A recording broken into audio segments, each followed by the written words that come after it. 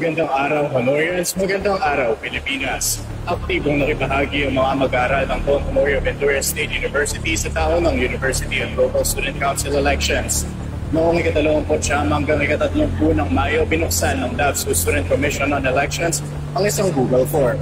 Ang pangunahing mekanismo na kanilang ginamit upang makalap ang mga boto ng bawat Honorian.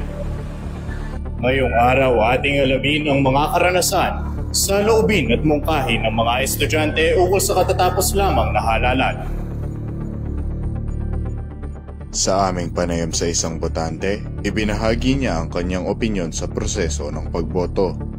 Actually, for me, mas okay po yung online voting since na-access po namin easily yung link and also hindi na po kailangan pumunta pa ng on-site kasi pwede ka na mag-vote kahit sa internet lang, and I find it more efficient po than sa old pag-vote.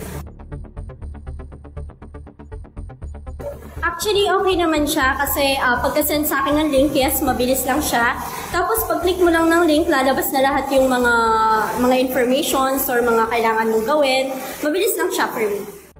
Inilahad din ng isang Honorian ang kanyang saloobin ukol sa online voting. Una po muna yung date po.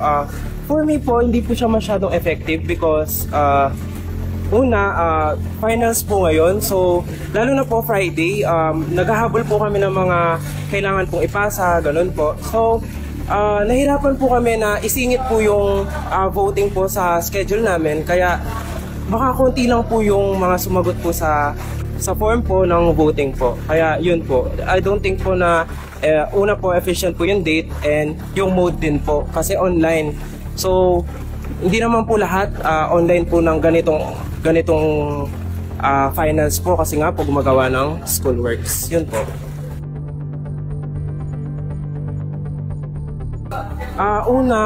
I think dapat mas pinlano po nila na mas maaga pa po sa finals kasi doon po face-to-face, dapat po face-to-face at makukuha po nila lahat ng gusto po nilang makuha ang voters kasi po pag face-to-face nandyan po lahat sila ganun. Kaya mas malaki po yung mga voters na makaka-vote po talaga. Sa aming huling pagkakaniig sa isang kandidato ng University Student Council, actually, personal experience ko, first, before I file my candidacy, I've considered many things, kasi yun nga ang hinabol kong position, sabi nila, is second highest position na siya. So, I need to consider so many things before I run. And yung experience ko, especially sa pamamalakad ng ESCOMELEC this year is, first, honestly, nakakasad to the point na may mga late announcement tayo. To be honest, yung sa Meeting the Avance na recently nag-conclude is, sabi nga dun sa industrialist na recently din na-post, late na siyang na-decide if matutuloy kami ng Saturday. And maraming students or mga student leaders na tumatakbo sa mga posisyon pero hindi sila naka-attend ng Meeting the Avance due to their academics. Another thing na experience ko sa ESCOM, masaya ako kasi nung una, sa filing of candidacy, everything goes well, smooth, and kumbaga, yung mga announcements, yung mga kailangan, nabibigay ng ESCOM sa amin. And happy kami na merong platform na ginamit yung ESCOM, like meron din silang, kumbaga nakipag-coordinate or collaborate sila with the industrialists para magkaroon kami ng voice wherein nagkaroon tayo ng pamikiyagom na kung saan meron kaming tinatakal ng mga issue, may mga sinasagutan kaming question na pwedeng makatulong sa amin. And actually, happy, another thing na bakit ako happy sa ESCOM, kasi may mga appeal kami na pinakinggan ng ESCOM. They are considerate actually sa mga appeal namin, like for example, no closed door interview. So for the ESCOM, you did very well. Tinatry naman lahat ng best na hindi tayo magkaroon ng failure of election. And for the Honorians, since maaga pa, mayroon pa tayong ilang oras para bumoto, I am encouraging everyone to exercise your right to suffrage.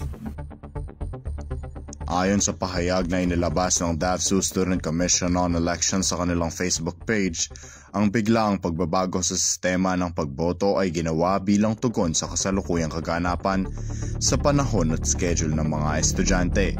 Ani nila, this adjustment has been made in consideration of the current academic undertakings of Honorian students during finals week, and as a precaution due to the current heat index levels, prioritizing both your focus and well-being. Para sa DAVSU at sa ngalan ng integridad, ito ang uri ng serbisyo at pamumunong dapat inaasahan sa mga nagnanais maging pinuno ng komunidad, sapagkat ang tunay na pundasyon ng isang matatag na institusyon ay ang mga mag-aaral na ginagabayan ng isang matalino at may pusong pamunuan. Mula sa Public Relations and Industry Linkages at Media Affairs ng DAVSU at para sa tapat at malayang pamamahayag, ako si Vincent Canlas mula sa Radio Escolar nag-uulat.